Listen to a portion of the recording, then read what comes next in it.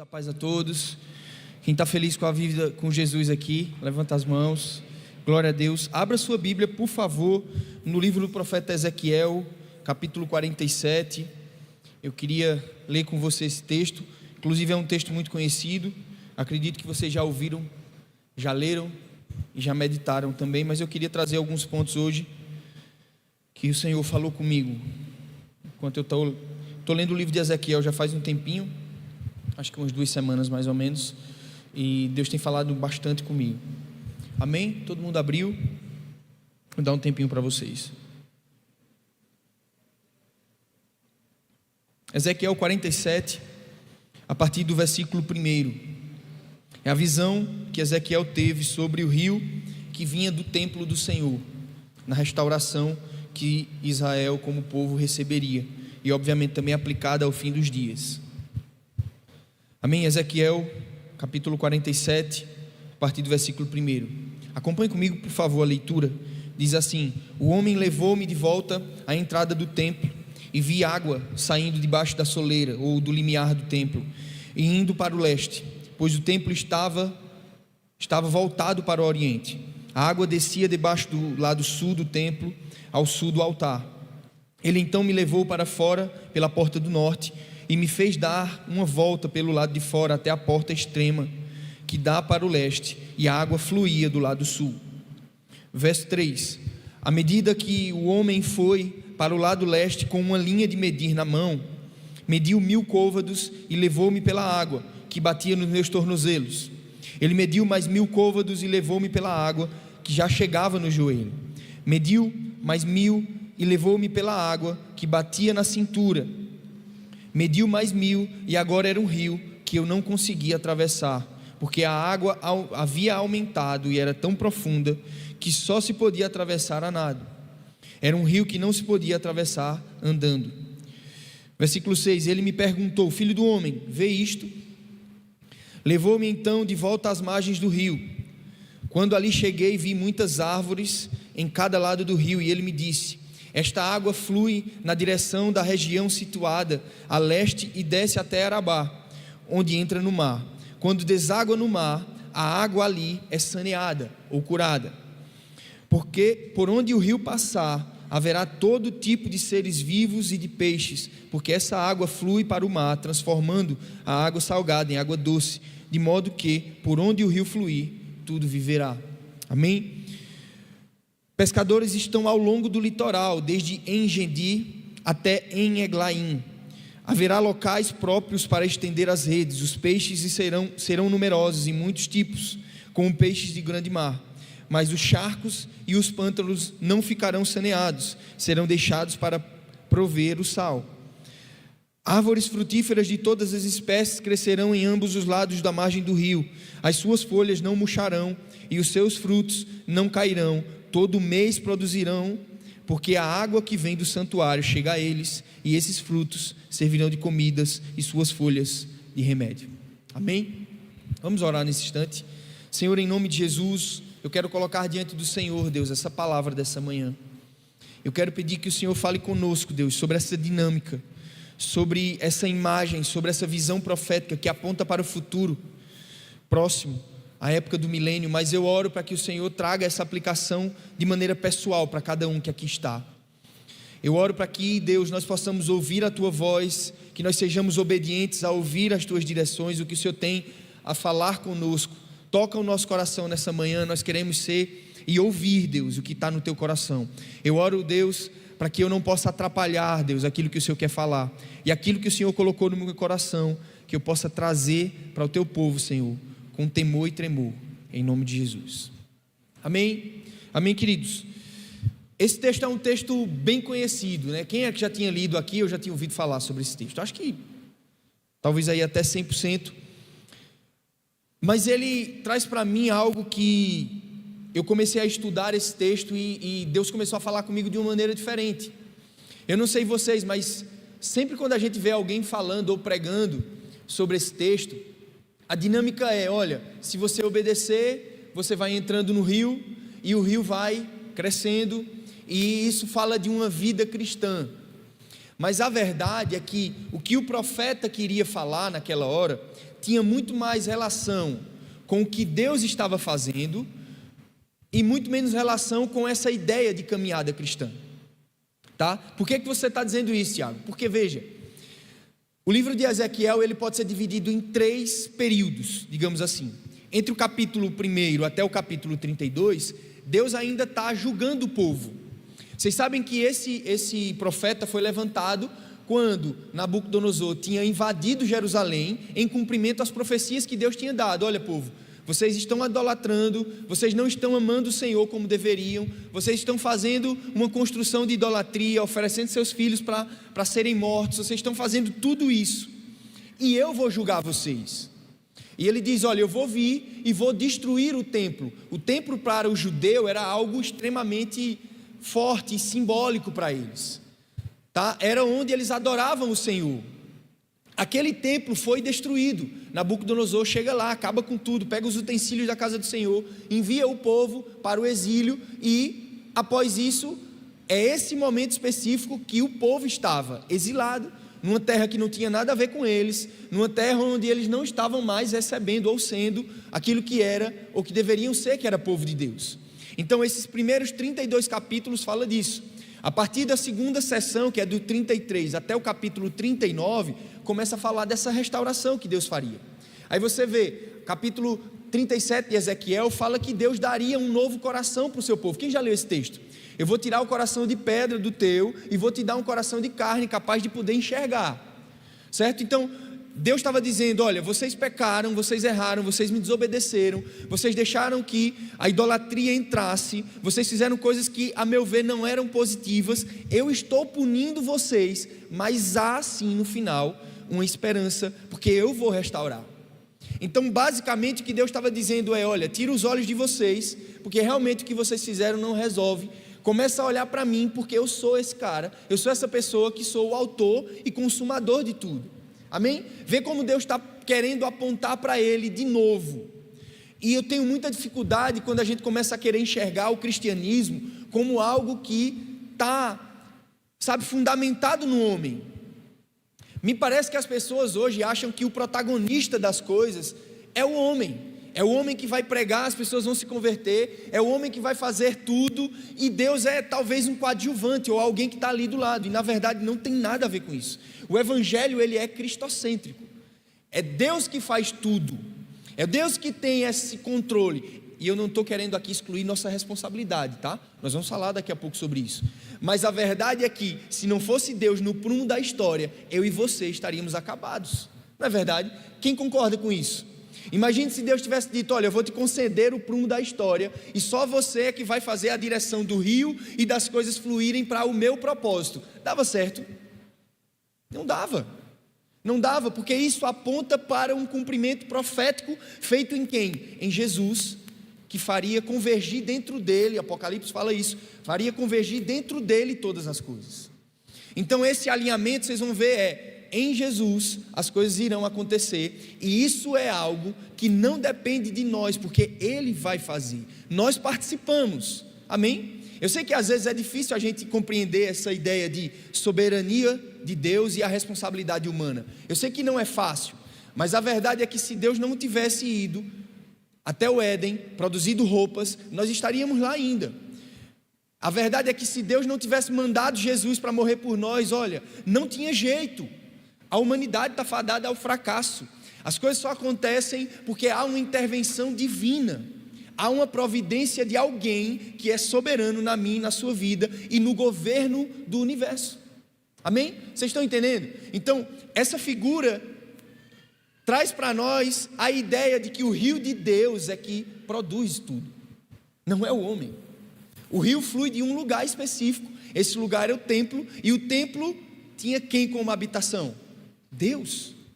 Então ele é reconstruído. Veja, eu falei para vocês das 2 primeiras sessões, e a última sessão é 40 a 48 de Ezequiel, fala sobre esse reconstruído templo, de onde o rio fluiria com vida. Entende? Essa é a construção do profeta, e o profeta é um símbolo de quê? De aliança. Ele é o símbolo de que eu e você, se seguirmos aquilo que o profeta fez, nós teremos, sim, entrada nesse rio, e o rio vai fluir, nós vamos estar dentro desse rio que flui, trazendo vida para as pessoas. Essa é a ideia. Isso é o que Ezequiel queria dizer. Veja, a nossa atividade é pequena. Então, para mim, isso tira um peso muito grande, porque às vezes a gente fica achando que vai ser o autor e consumador da vida dos outros, né? Sou eu e você que, eita, se eu não fizer isso, aquela pessoa não vai sobreviver. Não tem nada a ver. Para com isso, porque você não tem capacidade para isso. Quem faz, quem é o autor de toda a obra, quem tem tudo sob seu controle, é Ele. É Ele que controla, é Ele que na sua sabedoria, Ele sabe dar o encaixe perfeito, o ajuste perfeito na sua vida, para que as coisas comecem a fluir. Entende? Vocês estão entendendo o que eu estou dizendo? A gente precisa entender que nós temos que ter algo, sensibilidade para ouvir e estar na direção do que Deus diz para nós, e obediência à palavra. Mas o cumprimento de todas as coisas não depende do homem, porque se dependesse, teria sido como no Éden. Entendem? E veja, aqui a gente está falando de rio. No Éden tinha ou não tinha rio? Tinha também. Isso é uma figura profética do que vai acontecer e do que aconteceu no Éden.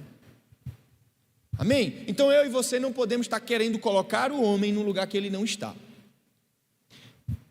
Então vê, durante esse tempo que o homem, que na verdade o povo de Israel era retirado, e veja, essa profecia é basicamente direcionada para o povo de Israel, tá? É direcionada para eles. É óbvio que isso se encaixa a nós, porque ela também tem um cumprimento futuro, tá? Na época do milênio. O milênio é que cumpre essa profecia do rio de Deus fluindo para todos os lugares, porque a Bíblia deixa muito claro que Jesus voltará e reinará de Jerusalém, de onde virá o cetro de justiça, para a terra toda. Isso quer dizer o quê? Que o trono dele estará estabelecido, o rio dele fluirá para toda a terra, convergindo nele todas as nações. Um rei judeu. Amém? Vocês estão entendendo? Eu sei que eu estou indo bem rápido, porque é só uma introdução, não ia nem falar sobre essas coisas aqui, mas enfim, eu acho que é importante.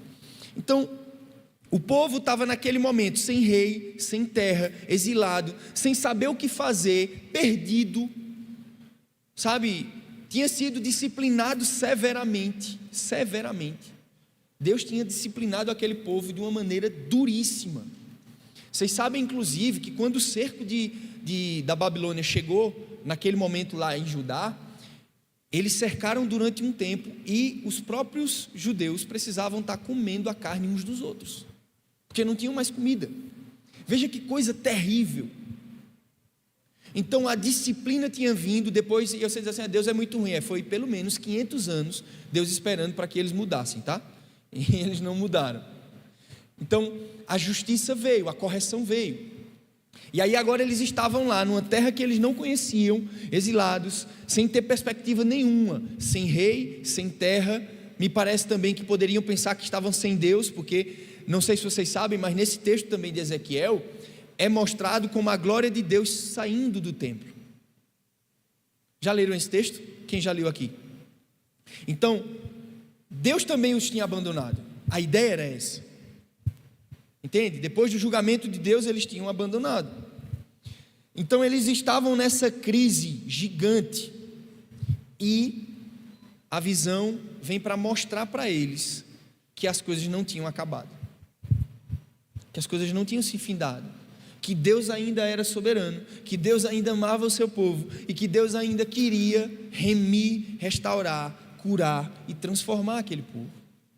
Essa visão que o profeta tem, que começa no capítulo 40, você depois, se quiser ler, leia do capítulo 40, você vai ver que essa sessão começa com essas visões, e são várias visões, várias que se acentuam, mas essa em específico mostra esse rio. Amém? Glória a Deus, estão acompanhando? E aí nós vamos para o segundo momento, que agora o profeta chega às margens do rio, e ele começa a ver aquele rio gigante. Tanto é que, vejam, o texto diz que é um homem, mas a gente pode identificar esse homem, se você for ler lá em Ezequiel 40, como Jesus, prefigurado, tá? Por quê? Porque os pés dele, a aparência dele era como latão reluzente.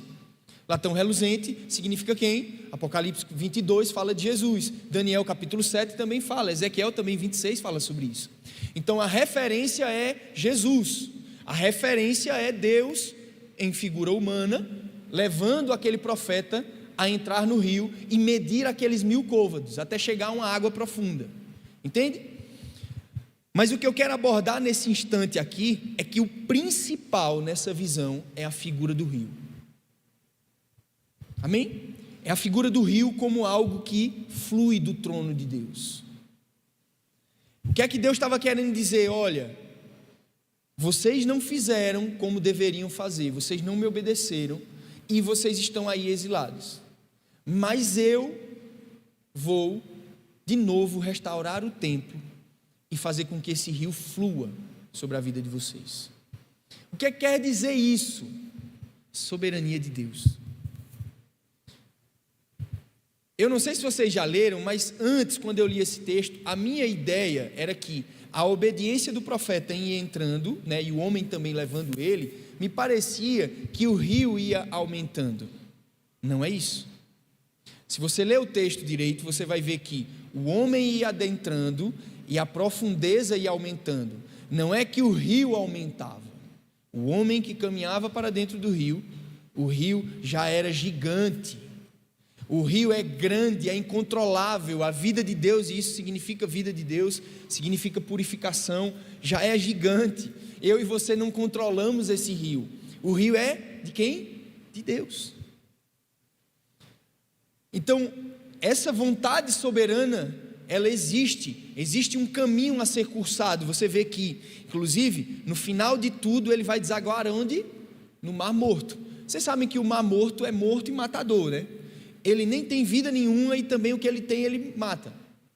Então a figura é, o rio chega e purifica o Mar Morto. Veja que coisa absurda, o que é que Deus estava querendo dizer. Até aquilo que é morto e matador, eu posso purificar com o meu rio. Então, a gente precisa entender aqui, que essa visão, ela é, claro, controlada por Deus. Perceba, em todo momento, quem é que é direcionado para ver o rio, para entrar no rio e depois sair? O profeta. E quem é que direciona? Deus. É Ele que está dando os comandos. A Bíblia é muito clara, Ele diz assim, olha, e o homem pegou na mão dele e o fez entrar no rio, e depois ele mediu mais 10.000 côvados e levou o homem de novo para o rio. 1000 côvados foi mais adiante. Depois disso ele retira o homem dali e vai para as margens, para mostrar para ele o que é que tinha nas margens do rio. Percebe? A dinâmica é Deus conduzindo a vida. A pergunta que eu faço para mim e para você é, como é que tem sido essa dinâmica de soberania de Deus na minha e na sua vida? Eu tenho como essa figura, tá? Sempre tenho essa imagem, o profeta sendo levado e sendo conduzido, e obviamente que ele está andando, né? Ele não está sendo ali obrigado a fazer aquilo, mas a figura é uma figura perfeita, o povo de Deus seguindo para o rio, entrando naquelas águas que saram, que curam, e se relacionando com Deus.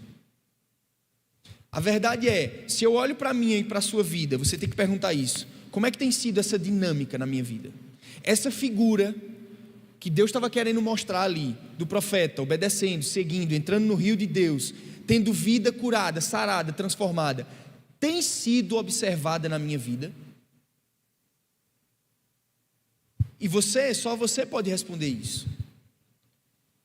Porque veja, será que por você não estar no rio de Deus, o rio deixa de fluir? Não.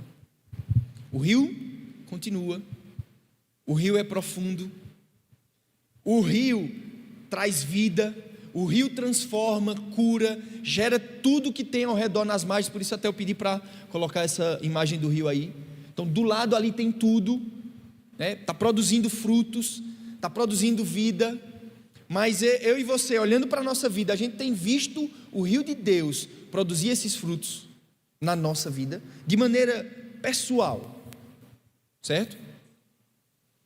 Porque era isso que o profeta estava querendo dizer para aquele povo. Na verdade, Deus queria dizer isso, né? Como é que esse rio tem produzido? E aqui vejam, o rio está apontando para quem? De novo, para Jesus. Qual é a nossa soberana vocação aqui na terra? Quem é que sabe? O que é que a gente tem que fazer aqui na terra? O que foi que nós fomos predestinados para fazer? Conforme Romanos capítulo 8, versículo 35. Na verdade, 26. Para nós sermos a imagem de quem? De Jesus. Então, o que nós estamos fazendo aqui é: Deus, eu quero ser parecido com Jesus. É isso. Eu e você temos que ter isso em mente. Ontem eu sou menos ou mais parecido com Jesus do que eu sou hoje. Como é que eu estou lá 10 anos atrás e como é que eu estou hoje? Essa é a carreira, pessoal. Não é quantas células eu multipliquei, quantas vidas eu alcancei. Isso é bênção, todos nós temos que fazer. Mas a questão é, pegando a figura, certo? A figura bíblica de um Cristo ressurreto, onde eu estou na medida dele? Porque o que é que Paulo diz? Olha, até que todos nós cheguemos à estatura de varão perfeito. Quem é o varão perfeito? Jesus. Como é que eu estou? Essa régua que me mede, eu estou em que altura de Jesus? E aí a gente tem N características, tá? Uma das que ele mais falou foi mansidão e humildade. Nessas duas regras, nessas duas características, onde é que eu estou? Sabe? A visão estava apontando para isso. Estava para o tempo do fim, para as coisas que Jesus faria no final, para ele sendo esse rei, mas nós sendo parecidos com ele. Tá? A gente foi apelidado de cristão, não foi por nada, não, tá? É porque a gente queria ser pequenos cristos. Então, quando você e eu olhamos para mim, né, e para você, levando para ti e eu estou levando para mim aqui, eu estou mais parecido com Jesus? Essa é a questão. Sabe, afora as outras coisas. Essas coisas, elas são secundárias, porque é natural que alguém que parece com Jesus, ele dê o quê? Frutos. Se nós entendermos essa chave, que as coisas não são feitas por nós, certo? Não estamos na dinâmica de mudar o mundo, como se a gente fosse o autor e consumador. Quem está preocupado com isso e com a mudança é Deus, e eu tenho que estar me preocupando com uma coisa: ser parecido com Jesus, para que também da minha vida flua rios de águas vivas. Foi o que Jesus estava falando. Vocês entendem? Eu só tenho como mudar a vida no sentido de abençoar a outra pessoa se eu sou parecido com Ele. Todo mundo tem que estar pensando nisso. Eu não posso viver uma vida cristã achando que os meus dons, os meus talentos, os meus títulos, as coisas que eu faço me faz ser melhor do que ninguém. Isso não tem nada a ver. Isso é o total oposto do que Jesus ensinou. O que é que ele estava preocupado? Eu quero que vocês pareçam comigo. Vocês parecem? Se eu tirar uma foto sua, parece com a de Jesus? É isso. E olha, sabe qual é o lugar mais importante de você parecer com Jesus? Dentro da tua casa. Você parece com Jesus lá dentro da sua casa? Sabe, você tem sido obediente a Jesus, como Jesus? O que é que Jesus foi? Manso e humilde, mas foi obediente, porque ele foi obediente até a morte, e morte de cruz. Você acha que Jesus estava, sim, a parte humana dele estava muito feliz de estar levando cacetada, corte, e ir para a cruz para morrer? Aí você diz, não, mas ele veio para isso. Sim, mas lembra do Getsemane, ele chorando e suando sangue? Ou você acha que ele não teve? Então, às vezes, quando vem situações difíceis na nossa vida, que nós temos que obedecer para ser referência como Jesus, parece que a gente é a melhor pessoa possível, mas quando aperta seu calo, você estoura. E aqui eu não estou querendo levar à perfeição, tá? Porque tem muitas vezes que eu erro, mas esse não é o ponto. O ponto é, eu quero me parecer com Jesus. Se vocês saírem daqui hoje com essa ideia de que quer ser parecido com Jesus, eu estou satisfeito, tá? Eu estou satisfeito, porque eu acho que isso é o Evangelho, parecer com Ele. Amém? Quem está entendendo? Glória a Deus. Então, a gente tem que entender que essa figura mostra que Jesus é a pessoa, né? Obviamente que prefigurando aquele homem ali, é a pessoa que conduz o roteiro da humanidade, e a minha e a sua vida. Amém? Então, no momento que eu e você entregamos a vida a Jesus, quem é o roteirista da nossa vida? É Jesus. É Ele que escreve as cartas, é Ele que dá os comandos. Aí eu lembro que muito tempo atrás, a gente nem estava nessa igreja, eu acho que ainda era, acho que era na igreja ali da Rua do Cajueiro, né? Eu não lembro o nome da rua, mas é famosa como Rua do Cajueiro. E Pouco tempo depois da minha conversão, eu tinha um costume de orar toda manhã, né? A gente acordava cedo, acho que eram umas 6 horas mais ou menos. Tinha um amigo nosso, Josemito, pastor Josemito, era Luciano, que vinha para cá, né, orar. E aí eu vinha com ele orar de manhã. E um desses dias, eu estava lendo um livro, e até hoje eu tento achar esse livro, ou essa página, eu tentei pesquisar, perguntei ao ChatGPT, fiz tudo e não consegui achar. Mas aquela frase de um homem de Deus ficou marcada no meu coração. Ele dizia assim: de hoje por diante, eu não viverei a minha vida como se ela fosse minha. E eu disse assim: Senhor, eu quero. Naquela época eu nem sabia do que estava dizendo, a verdade é essa. Eu não sabia que ia enfrentar um monte de coisa como eu enfrentei. Mas eu disse, né? E depois ainda fiquei com medo de ter dito. Eu disse: meu Deus, o que é que eu estou dizendo aqui? Sei que o negócio não vai ser bom. Mas a verdade é que a vida com Deus é esse ato de confiança no Senhor. Vocês vão ver que o Rio também vai falar sobre isso, né? Sobre perda de controle. Eu não controlo minha vida a partir do momento que eu estou nesse rio. Eu não tenho controle, porque o rio é violento. O rio, como dizia meu pai, a água não tem cabelo, tem? Se você for para um lugar muito fundo e não souber nadar, pode tentar pegar aqui, não tem jeito.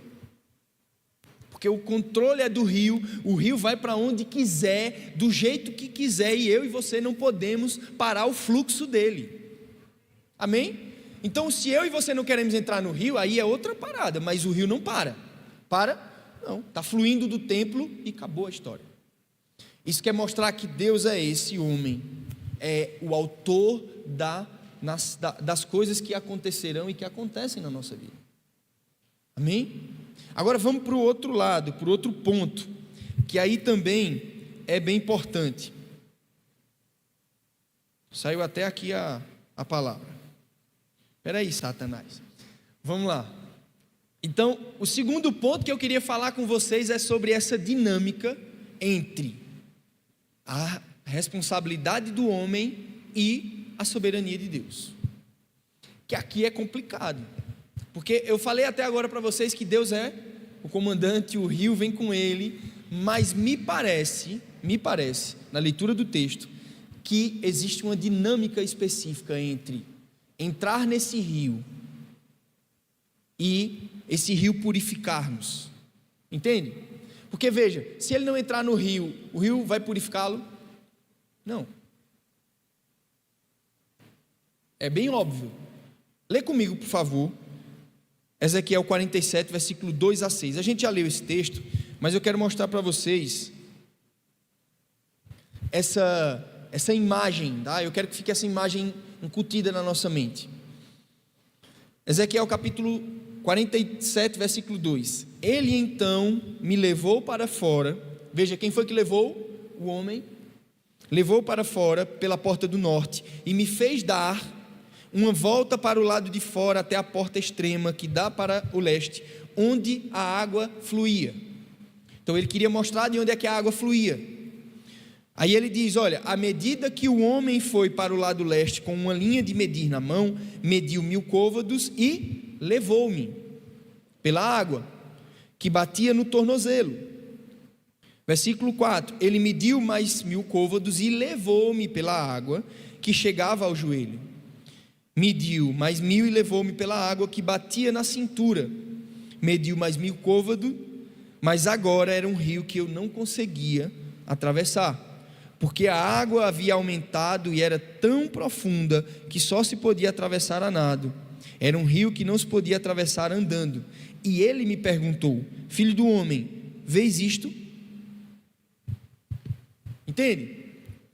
Então, a dinâmica é o homem levando o profeta para dentro daquele rio, e aquele rio em profundidade engolindo a vida daquele homem, sabe?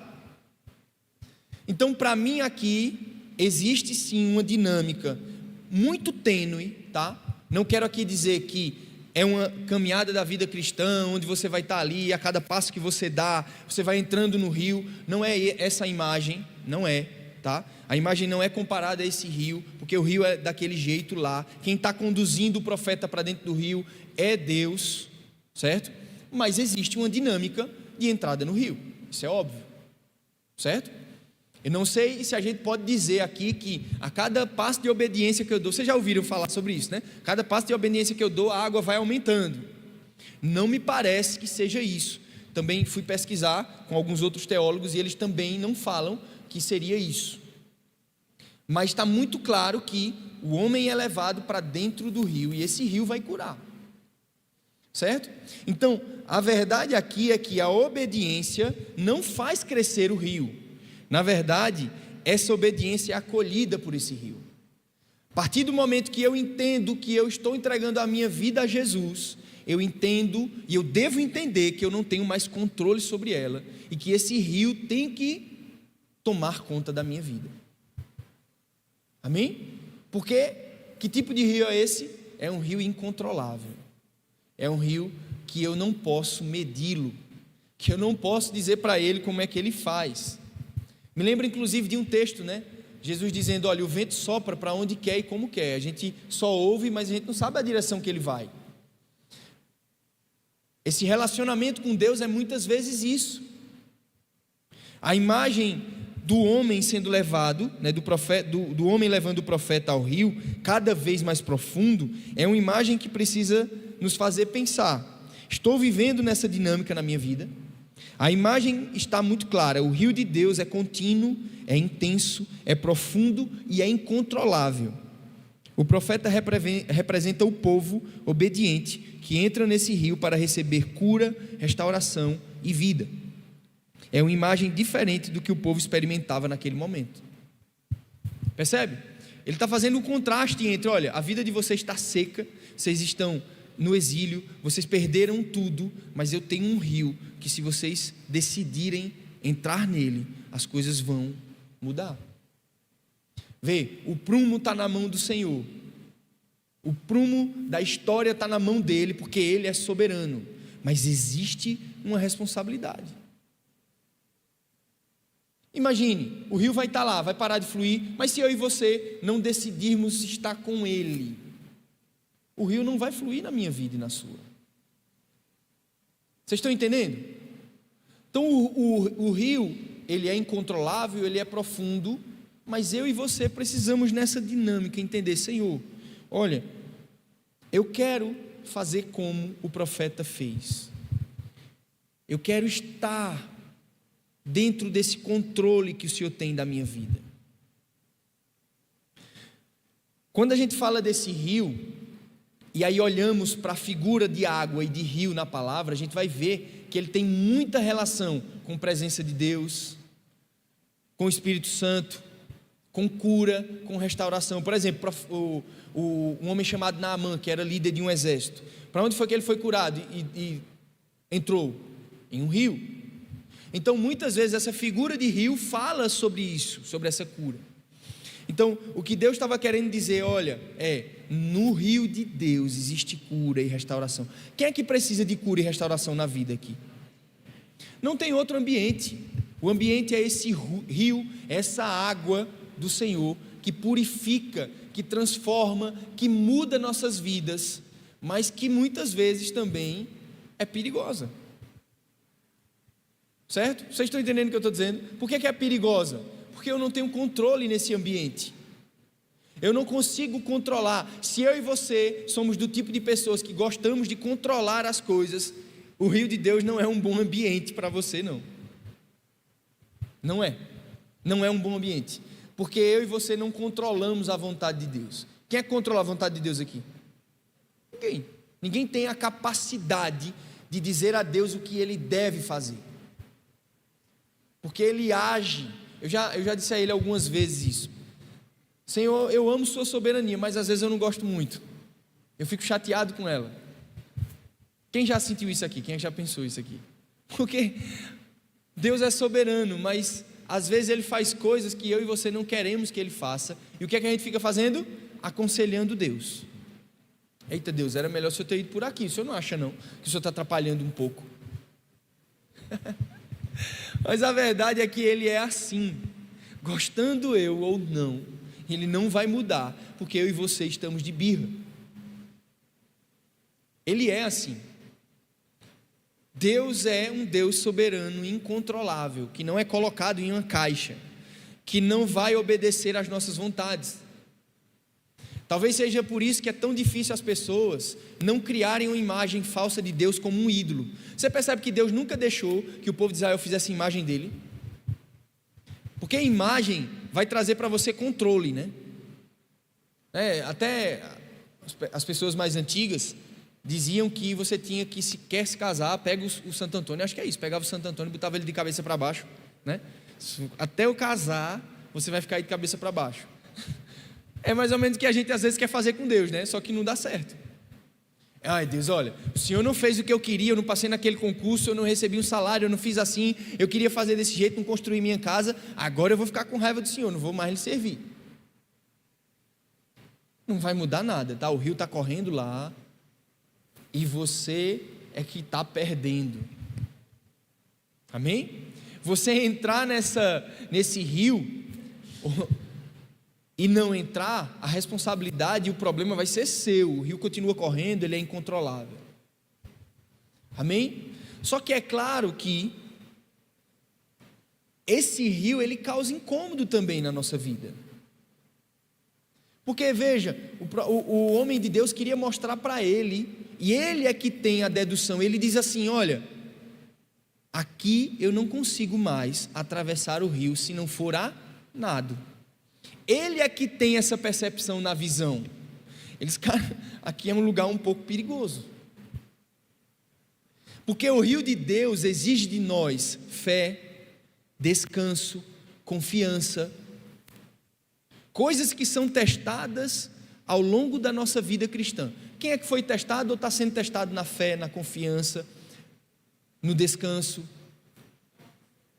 Eu poderia levantar os meus 2 braços e as 2 pernas aqui agora.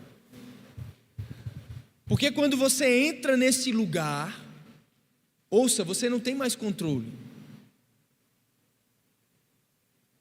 O controle que você tem é: eu vou crer em Deus e eu sei que Ele é bondoso. Martinho Lutero disse assim uma vez: olha, eu não conheço os caminhos do Senhor, mas eu o conheço, e eu sei que Ele está me levando para o lugar correto. Quem é capaz de entender isso hoje? Olha, eu não conheço teus caminhos, eu não conheço os teus desígnios, eu não sei como é que o Senhor vai fazer as coisas. Nesse rio aqui eu não tenho controle, porque ele é violento, ele é profundo, ele não para, ele tem um fluxo e vai até o fim, e eu não posso pará-lo, mas eu confio no Senhor. Porque me parece que a maioria do tempo eu e você estamos preocupados em controlar as coisas, em dizer: olha, tem que ser desse jeito. Sabe, quando eu saí da escola, desde a escola eu já dizia para os meus professores: olha, eu vou fazer concurso público, eu vou estudar, vou fazer uma graduação e quero fazer concurso público. Advogar nunca foi algo que eu pensei durante os meus 5 anos de faculdade, nunca foi. Eu sempre pensei: vou estudar, vou fazer concurso e vou ficar estabilizado, porque o que eu queria, trabalhar certinho, no fim do mês, entrar lá o dinheirinho, era isso. E isso eventualmente é muito cômodo, não é cômodo? André é PRF, André, se tiver qualquer paralisação lá na PRF, você não trabalhar, claro que não por culpa sua, no fim do mês vai receber? Vai receber, é ou não é? Então isso é estabilidade. O que é que eu e você como seres humanos queremos? Sempre isso: estabilidade, proteção, né, segurança. E às vezes a gente se agarra a tudo isso. Mas mesmo você que tem um cargo público, mesmo você que está estabilizado, precisa entender que sua estabilidade não está no seu emprego, não está nas suas coisas, mas está em quem? Em Deus. Mas às vezes a gente quer inverter as coisas, e aí vê, para onde é que eu fui? Para o outro lado. Fui advogar, extremamente instável. Você trabalha, mas não sabe se vai receber no fim do mês. Essa é a verdade. O empreendedor, porque o advogado é um empreendedor, se ele não botar isso na cabeça, ele não vai crescer. Então eu saí de um canto, ou de um campo de estabilidade, segurança, para um campo instável. O que é que Deus estava querendo me dizer? E aí isso é para mim, tá? Eu aplico para a minha vida. você não depende do salário, você depende de mim. Só que para você entender isso, não é muito fácil. Não é muito, digamos que, saudável, emocionalmente falando. Tá? Por que eu estou falando isso? Porque, às vezes, pela doença de alma que você tem, pelos problemas que você tem na sua alma, que você carrega, você não quer ceder isso a Deus. Então, estou trabalhando, não recebi o dinheiro, o que é que eu fico pensando? Não vou pagar as contas, meu nome vai ficar sujo, eu vou dar meu testemunho, e aí você fica... Quem é que já passou por isso aqui? Levanta a mão. Porque a gente ainda talvez não confie em Deus. Mas olha, deixa eu te dar uma boa notícia, tá? Você ficar esperneando, arrancando cabelo com ansiedade, não vai mudar o fato de que o rio de Deus vai continuar fluindo e que eu e você não temos controle. Então, é melhor a gente se acalmar, toma um chazinho de camomila, faz uma terapia talvez, porque Ele é assim, nós não controlamos. Os atributos de Deus não são controláveis pelos seres humanos. Ele é desse jeito. Tem uma música de Tamires Garcia, né, que ela diz assim, que talvez seja por isso que é tão difícil, talvez seja por isso que o Senhor não tem tantos amigos, porque o Senhor exige muito dos seus amigos. O que é que ela estava querendo dizer? Que muitas vezes para ser amigo de Deus existem coisas que não são tão simples. A exigência é alta, não é? É alta. Porque só em você dizer que o padrão é Jesus, o negócio já pipocou. É ou não é? A coisa já não está muito boa, né? Viu? Quando o homem se ira, ele não peca. Meu Deus, eu me iro, já pequei 30 vezes. Entende? Então, essa dinâmica não é simples, não é fácil. Simples é, eu entrego a Jesus, mas ela não é fácil, porque às vezes a gente entrega e pega, não é? Então, não, Deus está no controle, tá, mas não. Como se isso fosse possível, tá? Não é possível, mas a gente fica nisso na nossa alma. Então, na profundidade do rio de Deus, não existe espaço para o controle humano. Aqui, nessa profundidade que Deus quer nos levar, não existe apoio, não existe muleta, mas deve existir confiança, fé, descanso e obediência irrestrita à voz de Deus. Foi o que o profeta fez. Ele continuou seguindo, a imagem era essa. Ele continuou seguindo, ouvindo a voz de Deus, sabendo que o rio era incontrolável. Deus estava mostrando para ele: olha, eu sou incontrolável, tá? Não dá para ninguém me controlar. Ninguém me coloca numa caixinha. Uma vez eu estava numa aula do mestrado e um professor estava falando com os outros e discutindo as questões bíblicas, né? Eles gostam muito de falar sobre essas coisas. E aí eles discutindo se Deus era Deus, se o Deus de Israel era o Deus verdadeiro, e tinham 2 alunos lá que eram cristãos e estavam defendendo. Aí me pediram para falar, eu falei: cara, sinceramente, eu acho que vocês estão olhando pela ótica diferente, porque vocês falarem que Ele existe ou não muda o fato de que Ele existe. Então isso não diminui os atributos em quem Deus é. Isso é ou está na capacidade de cada um de crer. Se você não quer, é um direito seu e que Deus abençoe. Se você quer ser ateu, é graças a Deus, porque Deus deixou você ser. Então, eu não vou ficar discutindo isso, porque isso vai levar alguém a algum lugar. Deus é soberano, e amém, e ponto final. Ele está com as rédeas do mundo. A Bíblia diz que Ele mesmo sustenta todas as coisas pela palavra do seu poder. Ponto. Amém? Eu não sei se eu consegui ser claro entre essa dinâmica de obediência e de soberania, porque obviamente isso é muito difícil da gente poder entender. Mas a entrada nesse rio é crucial para uma cura na nossa vida. Se você quer curar a sua alma, talvez você está com muitas coisas, muitas situações dentro da sua alma, tem um ambiente que você pode curar a sua vida: o rio de Deus, a presença dele, porque rio também significa presença de Deus, vida. O Salmo 1 fala disso.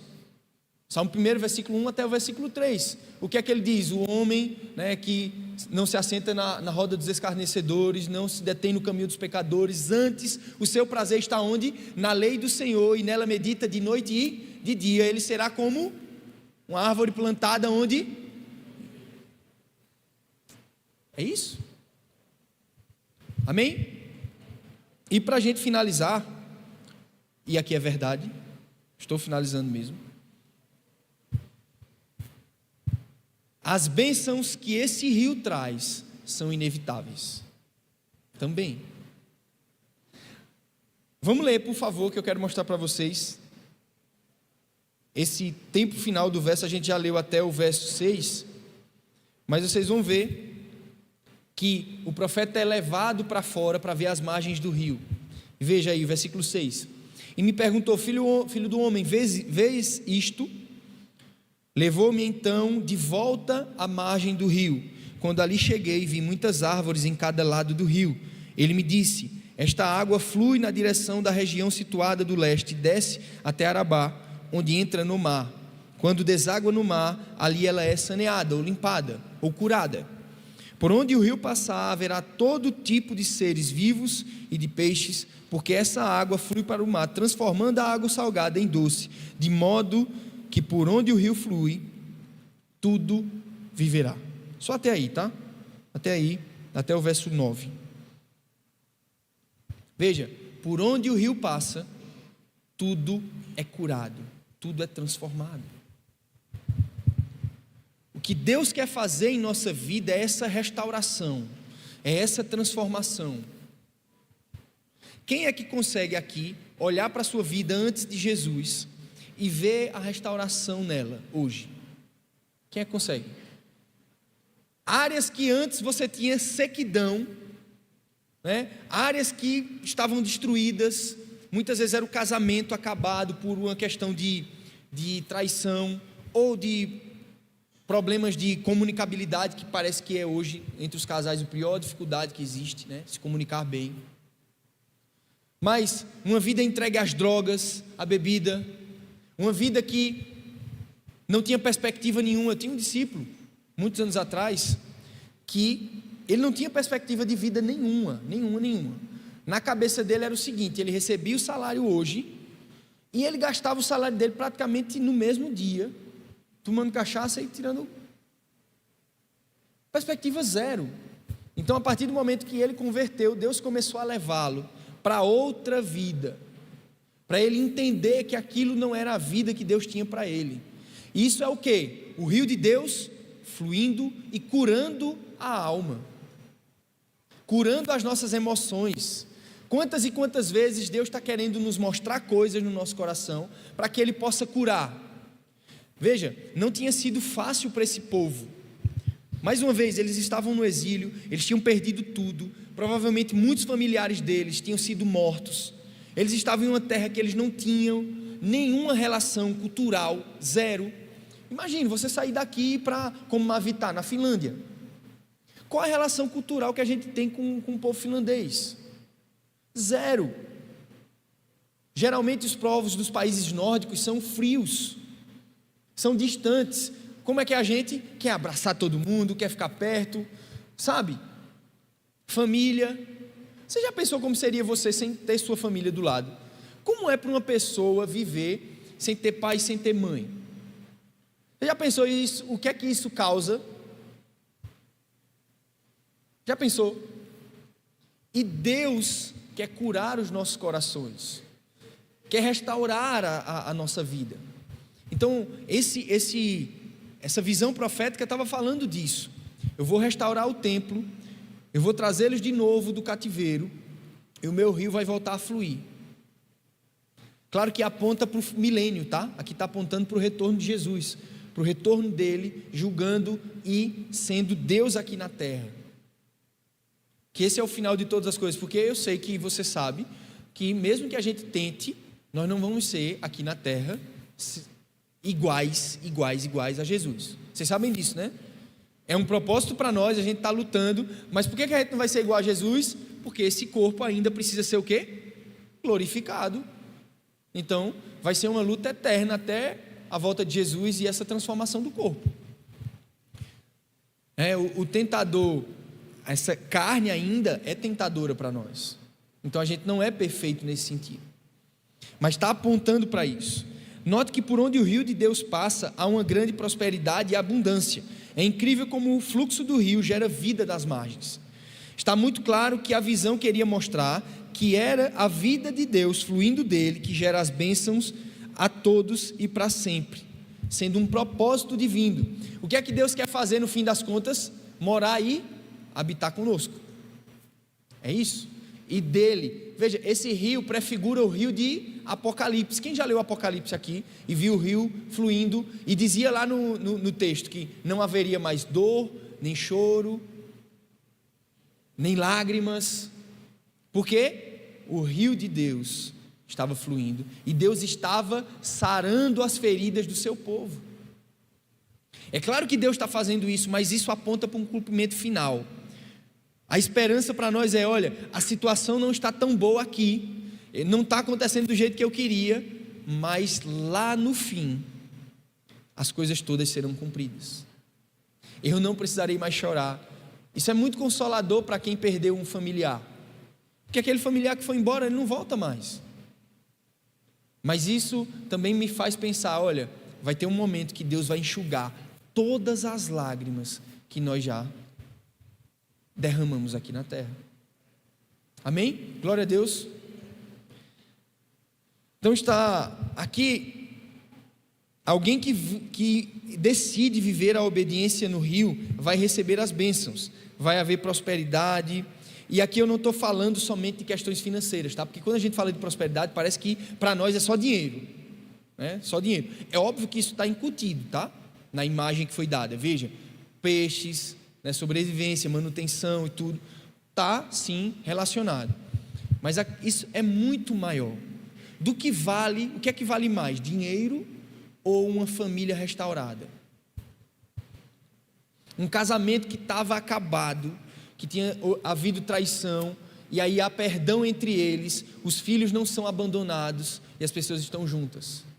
Ontem eu estava passando, estava indo para casa, e eu parei no sinal, e aí eu vi duas crianças com a mãe, e eu conheço aquelas pessoas. E aí na hora eu fiquei pensando: poxa, ele separou da mulher, os filhos estão aí somente com ela, e ele está perdendo, ela já está com outro relacionamento, e ele está perdendo, e ele também, e ele está perdendo a convivência com as filhas. Era a vontade de Deus isso? Óbvio que não, mas ele está perdendo. Então nada paga essa cura, essa restauração em casamento, na vida sentimental, no relacionamento com seus pais. Quantas vezes eu já vi relato de pessoas que tinham um problema gigante com a mãe ou com o pai, e foi lá, perdoou o pai e começou a ter um relacionamento novo com ele. O que é isso se não for a vida de Deus fluindo? Esse rio fluindo. Amém? Então esse rio, ele tem essa capacidade de curar. E é tão interessante que a figura que Deus mostra para ele é uma figura assim, me parece para eles, algo inimaginável. Como é que um rio vai entrar no Mar Morto e vai purificar as águas do Mar Morto? Veja a imagem que Deus estava querendo colocar naquele povo. Olha, o meu rio, a minha presença é tão poderosa que até aquele Mar Morto que vocês acham impossível de ser transformado, saneado e transformado em águas doces, ou até em uma água que produza vida, eu vou fazer, eu posso fazer. Vê que imagem. Era mais ou menos Deus querendo dizer assim: olha, eu sei que vocês estão olhando para a vida de vocês, exilados, não tem chance nenhuma de vocês voltarem para a terra de vocês, mas eu vou fazer. E fez. Eles voltaram para a terra deles. Se você ler Neemias e Esdras, fala sobre isso, sabe? Fala sobre esse retorno do povo para lá, a reconstrução do templo, a reconstrução do muro. Deus cumpriu. Claro que depois teve outra invasão, porque eles de novo foram desobedecer, e aí vem o imperador Tito, destrói tudo de novo, mas essa palavra ainda está lá. Deus vai cumprir restaurando o templo, criando novamente o culto a Ele lá de Jerusalém, e Deus, como Jesus, assentado no trono lá em Judá, lá em Jerusalém, reinando para toda a terra. Olha que imagem perfeita. Olha, vocês estão num ambiente que não tem chance, mas olhem para mim que eu sou o autor e consumador de todas as coisas. Olhem para mim que em mim eu vou fazer tudo. Amém?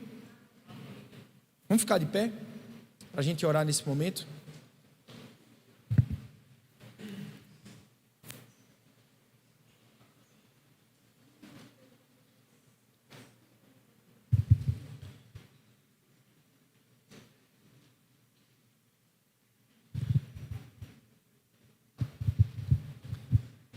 Eu queria que você fechasse seus olhos nesse momento e você começasse a orar pela sua vida, dizendo ao Senhor: Deus, eu quero esse rio do Senhor na minha vida, tanto fluindo para mim, como também fluindo através de mim. Eu queria que você, esquecesse da pessoa que está do teu lado. Vou pedir até para baixar um pouquinho as luzes, para que fosse um momento de oração, mesmo. Um momento de oração onde você talvez derrama o seu coração. Eu não sei se você tem se permitido entrar nesse rio, se você tem se permitido que Jesus seja essa pessoa, ou se você, na hora que as coisas acontecem, você começa a ficar chateado, ou não quer fazer aquilo que você sabe que deve fazer, porque na verdade a gente sabe quando Deus fala conosco, e às vezes a gente está querendo dar um jeitinho nas coisas. Pedir ao pessoal do louvor que comece a tocar, e eu queria que você passasse esse tempo meditando, orando, e prestando atenção nessa imagem do profeta sendo levado pelo homem para dentro do rio e obedecendo, e o rio fluindo vida.